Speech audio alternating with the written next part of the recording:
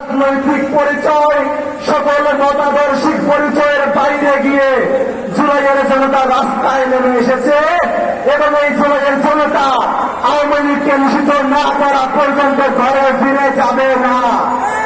বক্তব্য নিয়ে আসছেন জাতীয় নাগরিক পার্টির দক্ষিণাঞ্চলের মুখ্য সংগঠক আমাদের ভাই হাসনাত আব্দুল্লাহ।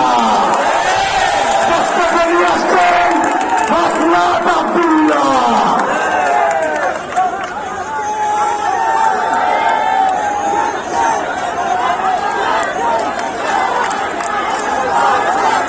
সংগ্রামী সহযোদ্ধা, আজকে আমরা আমাদের অবস্থান কর্মসূচি অব্যাহত রেখেছি 25 ঘন্টা হয়েছে। গতকাল রাত 10টা থেকে আমরা আমাদের অবস্থান কর্মসূচি শুরু করেছি।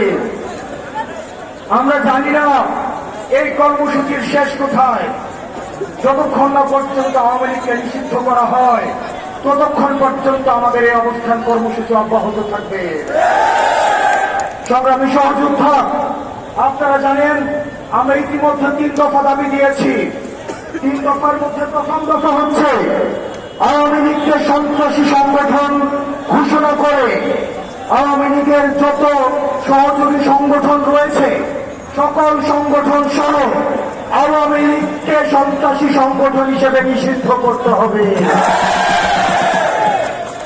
আমাদের 2য় দফা দাবি হচ্ছে আন্তর্জাতিক অপরাধ ট্রাইব্যুনাল আইনে আওয়ামী লীগের দলগত বিচারের বিধান যুক্ত করতে হবে।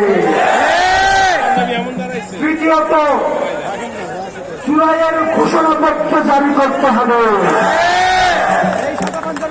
সহযোদ্ধা, আমাদের এই 3 দফা দাবি যতক্ষণ না পর্যন্ত বাস্তবায়ন হয় ততক্ষণ পর্যন্ত আমরা এই মাঠ ছাড়ব। আমরা কি মাঠ ছাড়ব? আমি আগামীকালের কর্মসূচি ঘোষণা করছি। এই 3 দফা দাবিতে আমাদের এই অবস্থান কর্মসূচি অব্যাহত থাকবে। পাশাপাশি আগামীকাল বিকাল 3টার দিকে শাহবাগে গণজামায়াত ঘোষণা করা হচ্ছে। সারা ঢাকা থেকে জুলাই পক্ষের শক্তি নির্যাতিত নিপীড়িত যেসব আওয়ামী নির্যাতন এবং নিপীড়নের শিকার যারা হয়েছেন, যারা পিলখানা হত্যাকাণ্ডের শিকার হয়েছেন, স্বপ্ন হত্যাকাণ্ডের শিকার হয়েছেন, গুম খুনের শিকার হয়েছেন, মোদী বিরোধী আন্দোলনে যারা শিকার হয়েছেন, সবার সম্মিলিত অংশগ্রহণের মধ্য দিয়ে এই শাহবাগে আমাদের গণজমায়েত অনুষ্ঠিত হবে।